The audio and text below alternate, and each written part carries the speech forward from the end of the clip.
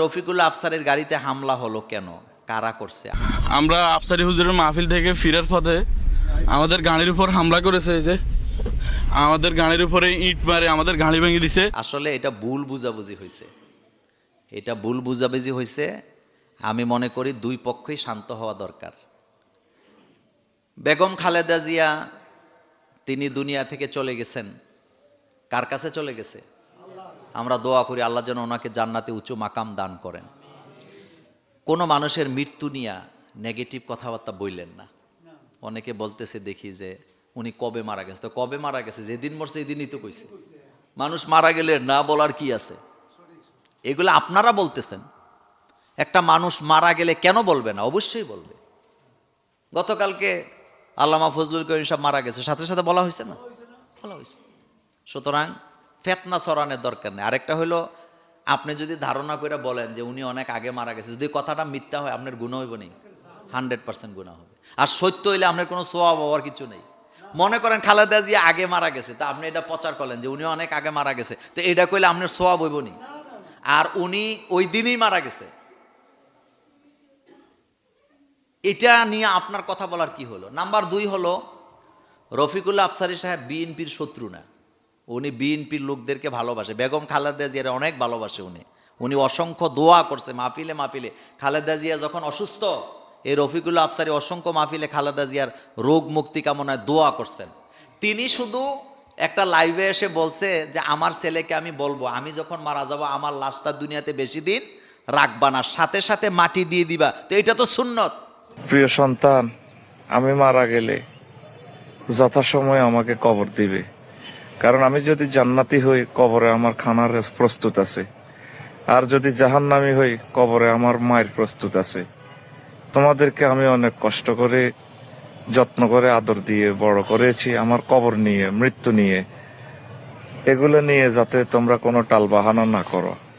হে প্রিয় সন্তান, আমাকে যথাসময়ে কবর দিও, আমার লাশ নিয়ে টালবাহানা করিও না। আপনার বাপ মারা গেছে, আপনি আছেন সিঙ্গাপুর, আপনি আয়শা জানাজা দেওয়া কি বেশি জরুরি নাকি তাড়াতাড়ি দাফন করা জরুরি? যে যেখানে মারা যাবে সাথে সাথে অল্প সময়ের মধ্যে দাফন করবেন, এটা আল্লাহ রাসূলের অর্ডার। লাশ পৃথিবীতে রাখা কিনা জরুরি না, সেজন্য তাড়াতাড়ি জানাজা দিয়ে দিবেন। এখন তো মোবাইলের যুগ, ইন্টারনেটের যুগ। আগে তো মানুষ মারা গেলে প্রত্যেকটা আত্মীয় স্বজনের বাড়িতে দুইজন করে লোক পাঠানো লাগবে, হাইটটা 20 কিলোমিটার দূরে যায় মৃত্যুর সংবাদ দিত। কথা ঠিক কিনা? এখন তো একটা ফোন করে দেন চলে আসে, সেজন্য লাশ রাখা দরকার না। আরেকটা হলো, রফিকুল আফসারীকে ভুল বুঝার কিছুই নাই। গতকালকে সন্ধ্যায় আমি ওনার সাথে কথা বলেছি, উনি বলেছেন ভাই আমি বুঝাইতে গেছি আরেকটা, ওরা বুঝছে আরেকটা, এখন হুমকি দুমকি দিচ্ছে মেরে ফেলবো। তো এটা আপনারা কি তারেক জিয়া বলছে যে রফিকুল্লাহ আফসারীরে তোমরা মাইরা ফেলো? আপনি তো বিএনপি করবেন তারেক জিয়ার বিএনপি, আপনি তো বিএনপি করবেন শহীদ জিয়ার বিএনপি, আপনি তো বিএনপি করবেন খালেদা জিয়ার বিএনপি। আপনি কি বিএনপি করেন? তারা কি বিএনপি করছে? জিয়াউর রহমানের আদর্শ আপনার মধ্যে নাই, অথচ আপনি বলে বিএনপি করেন। জিয়াউর রহমানের আদর্শ কি ছিল? ইরাক ইরানের যুদ্ধ থামাইছে জিয়াউর রহমান। তিনি যখন সৌদি আরব সফরে গেছে, বাদশাহ ফাহাদ তখন ক্ষমতায়, প্রেসিডেন্ট জিয়াউর রহমান কি নিয়ে গেছে জানেন? কতগুলো নিম গাছ লয়ে গেছে। দুইজন যখন রাষ্ট্রীয় কথা, তো বাদশাহ ফাহাদের সাথে যখন কথা বলতেছে, তো উনি দেখেন উনি কত আত্মসম্মানী ছিলেন। বাদশাহ ফাহাদকে বলতেছে আপনার দেশে কোনো কিছু অভাব নাই, আপনি স্বনির্ভর দেশ, টাকার অভাব নাই, তেলের অভাব নাই, কিন্তু আমার দেশে অভাব আছে। আমার দেশে যেটা আছে আপনার দেশে সেটা নাই, আমার দেশে আপনার দেশে যেটা আছে আমার দেশে সেটা নাই। একথা বলার পরে বাদশাহ ফাহাদ মনে করছে যে কিছু টাকা টোকা বোধহয় চাইছে। তো উনি ওনার সেক্রেটারিকে বলতেছে যে বাংলাদেশের জন্য এত টাকা কি করো, একটা বাজেট দাও। তখন জিয়াউর রহমান বলছে আমি তো টাকা চাই নাই আপনার কাছে, তো আপনি কি চান? আমি চাই আমার দেশে শ্রমিক আছে, কাজ করার লোক আছে, আমার দেশের জনগণ কাজ কইরা সম্মানের সাথে বাঁচতে চায়। আপনি কথা বুঝলেননি? আমার দেশের জনগণ কাজ কইরা সম্মান নিয়ে বাঁচতে চায়। আপনার দেশে বহুত কাজ আছে, আমার লোকদেরকে আপনি কাজ দেন।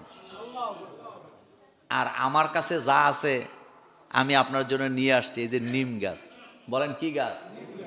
এই যে নিম গাছ। বিজ্ঞানীরা মানে কৃষি বিজ্ঞানীরা বলেছেন সৌদি আরবের জমিনে খেজুর গাছ ছাড়া ভালোভাবে কোনো কিছু বাঁচে না, কিন্তু আরেকটা জিনিস বাঁচে, এটা হলো নিম গাছ। আপনারা যারা হজ করছেন, আরাফাতে গেছেন, নিম গাছ আসেনি? এগুলা জিয়া রহমানের দেওয়া উপহার।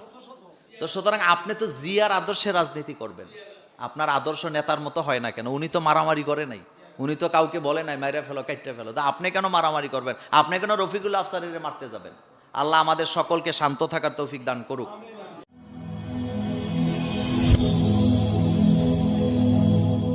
Rose TV 24. Enjoy by listening to the Holy Quran.